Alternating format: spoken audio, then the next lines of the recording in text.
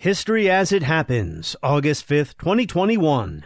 The virus is still in charge. We have a pandemic of the unvaccinated. If you are not vaccinated, you remain at risk. The United States has enough coronavirus vaccine for all of its citizens, but hospitals are filling up again, and Americans are needlessly dying.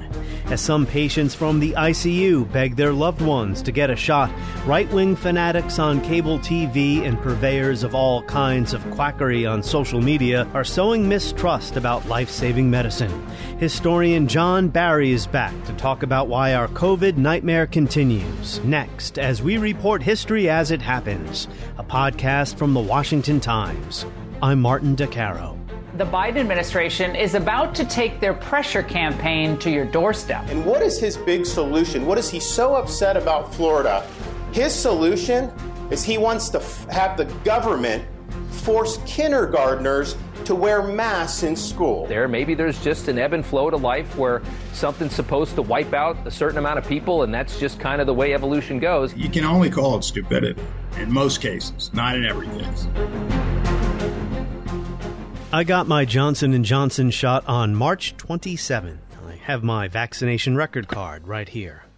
I remember feeling for the first time since the previous March that an end to this terrible ordeal might be in sight.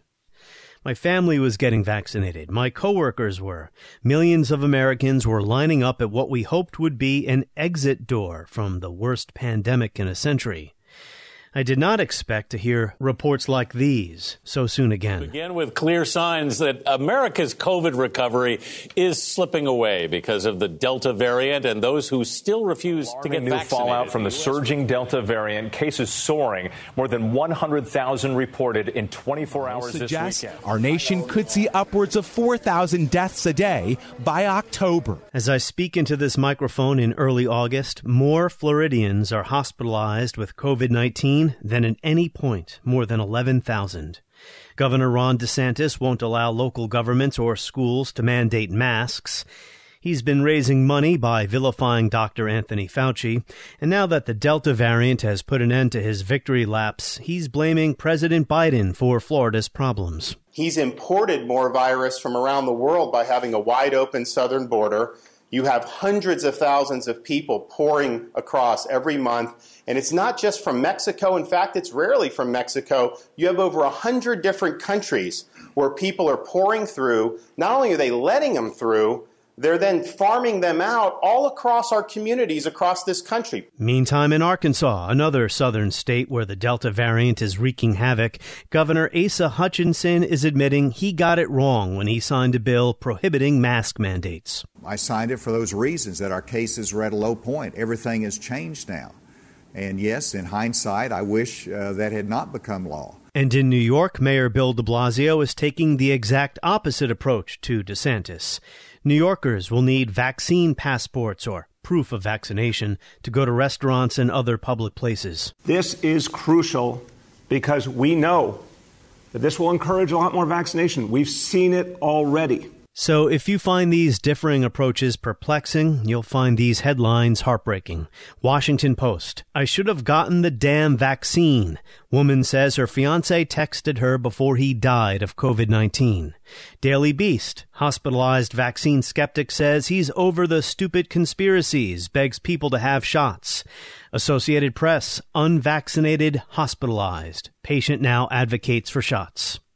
You can spend all day reading stories like these, whether it's plain old stubbornness, laziness, complacency, or political fanaticism, or a belief in quack cures. Whatever the reasons, many Americans seem to lack the human instinct for self-preservation, as well as an understanding that the pandemic could get even worse. Previous pandemics did get worse, just as people thought they were clear. So let's talk about that possibility now with historian John Barry, the author of The Great Influenza, the story of the deadliest pandemic in history, and he's a distinguished scholar at Tulane University School of Public Health and Tropical Medicine. John Barry, welcome back. A pleasure. Thanks for inviting me. When we spoke back in March, I asked you then whether the pandemic might end in 6 or 8 months based on the fact that we had several solid vaccines. So here we are in early August. It appears that light at the end of the tunnel is gone. It's hard to see when this is going to end. Do you agree with that? I don't recall exactly what I said in March. I know that I was pretty optimistic as recently as probably a month ago, but I always said it's up to the virus. It depended on variants. I think there has been, fortunately, at least some uptick in vaccines. You look at the news, it says 97% of the deaths are in unvaccinated people. And in Louisiana, vaccinations have increased 119% recently. So that's a good sign.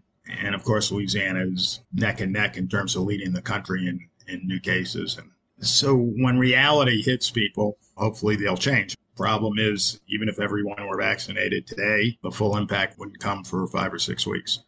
Well, I clearly remember what you told me in March. You said the virus is in charge. And you just wrote an op-ed in the Washington Post titled, "What History Tells Us About the Delta Variant and the Variants That Will Follow." You raised 3 questions, starting with, will it become more virulent, causing more serious disease and death? So do we have an answer to that yet? Not definitive. There are certainly hints that Delta is at least incrementally more virulent and, more dangerous. Obviously, the viral load is tremendously increased. And there is a correlation between viral load and severity of illness.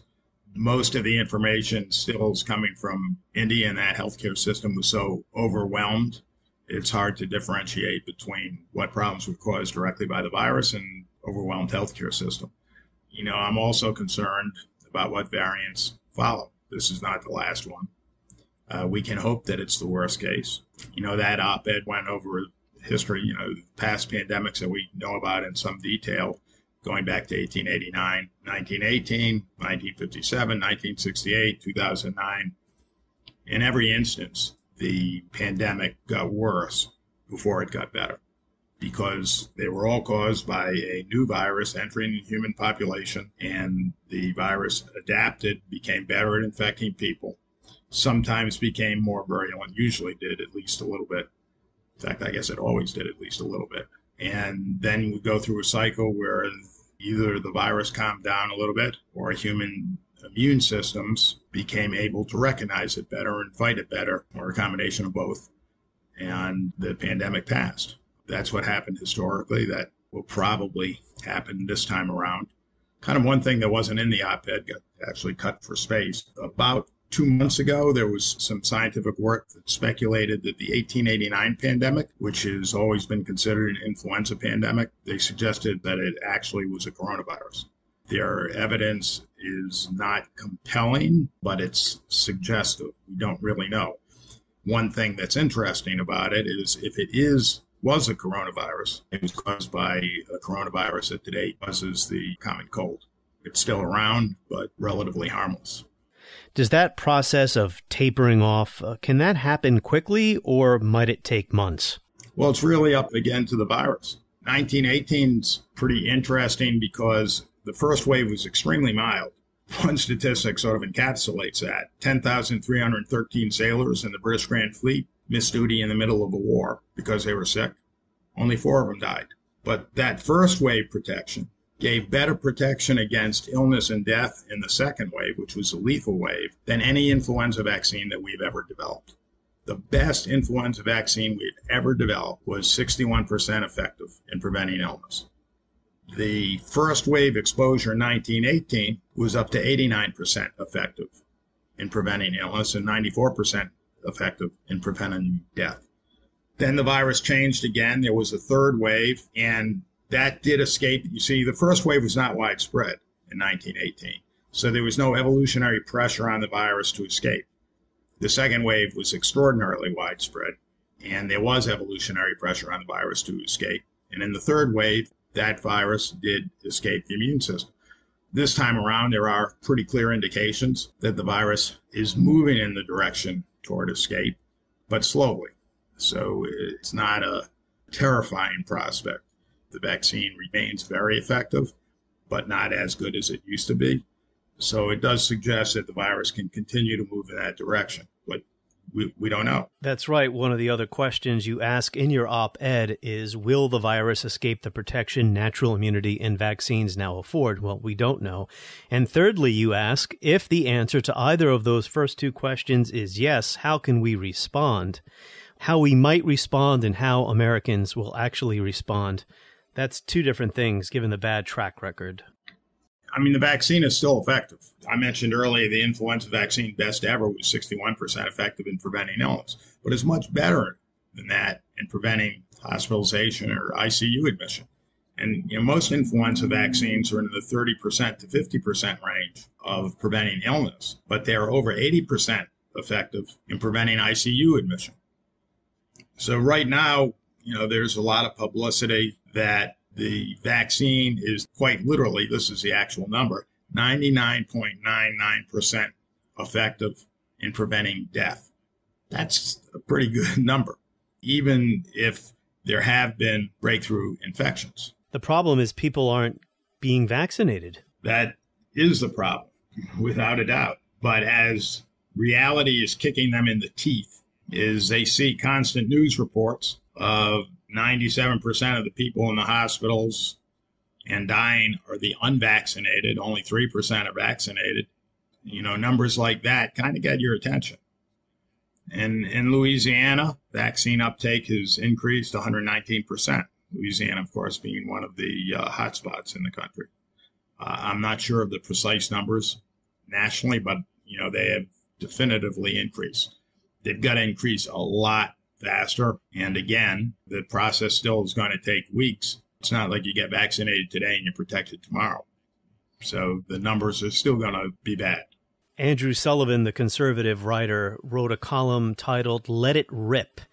He says, forcing all the responsible people, meaning those who've been vaccinated, to go back to constraining their everyday lives for the sake of the vaccine averse is both unfair and actually weakens the incentive to get a vaccine because it lowers the general risk of getting it in the broader society. So the obviously correct public policy, says Sullivan, is to let mounting sickness and rising deaths concentrate the minds of the recalcitrant. Let reality persuade the delusional and deranged. It has a pretty solid record of doing just that. So he's talking about that in terms of public policy, but the medical field and public health specialists may not welcome that approach because that means more people dying in the meantime. Well, there's a lot of anger among people directed against those who you can only call it stupidity in most cases, not in every case, but the most stubborn are, frankly, they're paying no attention to reality or data. There are people with, real fears that can be talked to. Let me read you what Macron said. Quote, this, of course, is President of France. I no longer have any intention of sacrificing my life, my time, my freedom, and the adolescence of my daughters, as well as their right to study properly, for those who refuse to be vaccinated. This time you stay home, not us. We cannot make those who have the civic sense to get vaccinated bear the burden of inconvenience. The restrictions will weigh on others, those who, for reasons incomprehensible in the country of Louis Pasteur, science, and the Enlightenment, still hesitate to use the only weapon available against the pandemic, the vaccine. A lot of people feel that way. How do you feel about that? I'm not quite at that point. You'd still like to reason. Again, the reality is pretty powerful. I'd like to see what happens as these numbers have begun to sink in. But I'm close to there. I think you want to keep the country together as much as possible. And what is entirely unhelpful is idiot positions like DeSantis and prohibiting masking. What on earth does prohibiting a masking orders? That's just crazy. Because the masks work. We know they work. I was going to ask you what you think of Florida Governor Ron DeSantis. A couple of months ago, there were glowing articles written about him, how he handled the pandemic and the state's economy. But today, there are more Floridians hospitalized with COVID-19 than at any point of this ordeal. In one 24-hour period, more than 100 people died from the disease. It sounds like you're not on the DeSantis bandwagon. I would say that's an accurate assessment of my position. This is a guy who is more interested in his personal political agenda than in saving people's lives. There's no other way to put it. You know, he's trying to inherit the Trump mantle, and he doesn't care whether people die. It is very legitimate to look at a balance between public health and economic health. You know, these are legitimate policy decisions. You've got to think through them. I would oppose closing everything down for Delta. If another variant got significantly worse, that would be different. If people who are vaccinated started dying in numbers, that might be a lot different. But I would not close down economic activity for Delta. But what harm does a mask ordinance do? It does no harm whatsoever. It is a purely political statement, and it is going to kill people. It is strictly for his political future, as he sees playing to the base. What is wrong with trying to save people's lives? If you believe in freedom, then you should believe that a private entity has a right to issue its own restrictions. If a private business wants to require people to wear masks and be vaccinated, what business is it of the government? If you don't want to patronize them, don't patronize them. You know, freedom cuts both ways. The idea that you're infringing on the freedom of people who don't want to wear masks or get vaccinated, it's a double-edged sword. DeSantis has been campaigning against Anthony Fauci, a public health professional who has no power to enforce lockdowns or mask mandates. But as far as, you know, reality imposing itself, a lot of people still get their information from untrustworthy sources. So they still think masks don't work, for instance, to your point about masks, or that the vaccine isn't effective, to your point about vaccine mandates. I have no answer to that. I have to wonder why someone would disbelieve people at the National Institutes of Health who spend their entire lives trying to save people's lives. That's what they do. Or CDC. Granted, CDC has mishandled, you know, the huge misstep on the testing right off the bat, which we still haven't recovered from. CDC is not perfect, but those people are trying to save lives. That is what they do. And they provide the best advice they can give you. You don't believe them, but you believe some nonsense you get on the internet. What are people thinking? And what they should do is go to a source who knows something and whom they trust, and take that, which would in most cases be your personal physician. See what your personal physician says. You know, if someone has cancer and they go to NIH, they're going to do what the researchers at NIH suggest. They're not going to do something that comes off the internet. Why is this any different? On Twitter, I mentioned that I'd be interviewing you for this episode, and we got a question from one of our followers. Robin Bennett wants to know why the FDA hasn't given final approval to the vaccines. One reason I've seen mentioned about why people aren't getting vaccinated is because the FDA hasn't given it final approval. Yeah, personally, I doubt I think that's an excuse, not a reason. If the FDA finally does that, I think people who will find some other reason, most of them. In fact, if the FDA gave approval tomorrow, you would get the same folks saying that they were under political pressure to give out the approval and they don't trust it. So I don't think that's a major factor. The main reason I think things take time is looking for side effects, which may not surface immediately. You know, all the side effects that we've seen have occurred really in the first couple of weeks after vaccination. There could be side effects that emerge over time. That would be my guess. Again, I'm not an expert on FDA procedures. I think probably a mistake for Kamala Harris to say that if the FDA approved the vaccine, she wouldn't trust it. She would think it was political. And that opened the way now for people to say, well, if the FDA approves this, it's, a political move by Biden, blah, blah, blah, blah, blah. You know, it's not surprising that politics has gotten involved in a pandemic because policy gets involved, and policy is politics. But it is surprising that measures that do absolutely no harm of any kind, like a mask, and which, without a doubt, save lives, it is surprising that something as inconsequential as that has a major impact, that's become politicized. It's a sort of nihilism. I don't understand it. For those who may not have heard our initial conversation back in March, in 1918, no vaccine was ever developed. But at the time, Americans knew that they were not dealing with a hoax. It was government officials who kept downplaying the flu outbreak that year, right? Right, but not for political partisan purposes. It was because we were at war and they were concerned telling the truth about the pandemic would hurt morale and hurt the war effort. So it was not their personal benefit. Different motivation, similar situation. But nobody believed the downplaying then because the virus was much deadlier, moved much more quickly, and killed young people instead of the elderly. In fact, 95% or more of the excess mortality was people younger than 65. And children were extraordinarily vulnerable, particularly under age 5. They were really a target, and young adults were another major target. There were mass graves being dug in Philadelphia. And elsewhere, unfortunately. People would get sick and die pretty soon after, right? You could die in 12 hours. That would be unusual, but it certainly happened.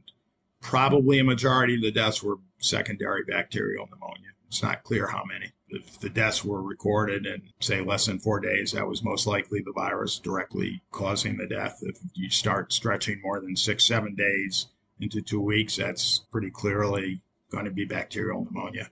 But even today, with antibiotics and everything we have in modern medicine, bacterial pneumonia following influenza is pretty deadly. It's about 8% case mortality. Back then, of course, it was higher. Well, I started this conversation by asking you when we might see that light at the end of the tunnel again. In 1918, how did that pandemic end? Did it just burn itself out? Did it mutate into a less virulent strain? Or did the population achieve herd immunity? Well, herd immunity is an odd concept, particularly when you've got a virus like influenza. You can't achieve the herd immunity for influenza because it mutates too rapidly, which is why we need a new vaccine every year. In 1918, I think 2 things were happening. The virus probably mutated in a more mild direction, and at least as important, probably more important maybe, was people's immune systems began to respond more specifically to the virus. They've seen it a couple of times and were better able to handle it. A lot of the deaths at the beginning, which were also many of the deaths from COVID-19, were the result of what was called a cytokine storm. And that is a non-specific response by your immune system. The immune system sees this invader, this pathogen in your lung. It's not really sure how to attack it, so it throws every weapon it has. And the battlefield is the lung. And it destroys the lung, basically. But as the immune system learns more, it becomes much more specific in its attacks, much more like a sniper. And instead of sending massive invasion, mortar attacks, artillery, H-bombs, it's more like a sniper. And those cytokine storms don't necessarily erupt. Is it possible that COVID-19 stays with us for decades, forever? I think that's likely. I think it's impossible to eliminate it from the human population. Even if we did, there are too many animal reservoirs. I saw a study not too long ago in the last few weeks that said 20% of pets, can't remember if it was cats and dogs or just dogs, 20%, let's say it was just dogs, 20% of dogs in families where there is COVID, that the dogs get infected. If it goes in that direction, it very likely can go back in the other direction. We know this virus is infected many mammals.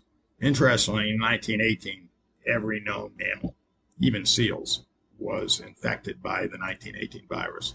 That includes horses, moose, tigers, cats, dogs. And as I say, nobody ever tested a whale, but they actually uncovered the fact that seals were infected by it. I don't know if this virus is quite that universal, but we do know it can get into an awful lot of mammals.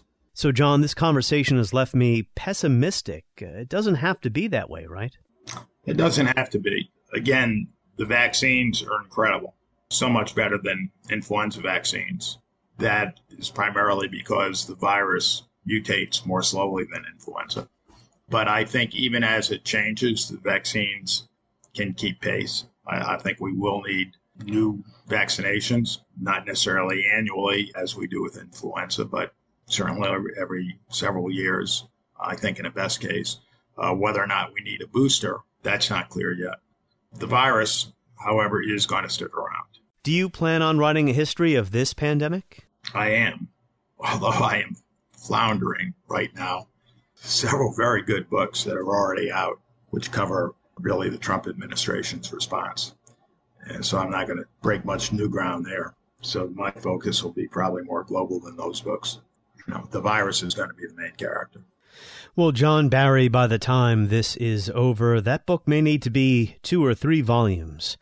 We thank you for returning to the podcast and for reminding us there is a way out of this: vaccines.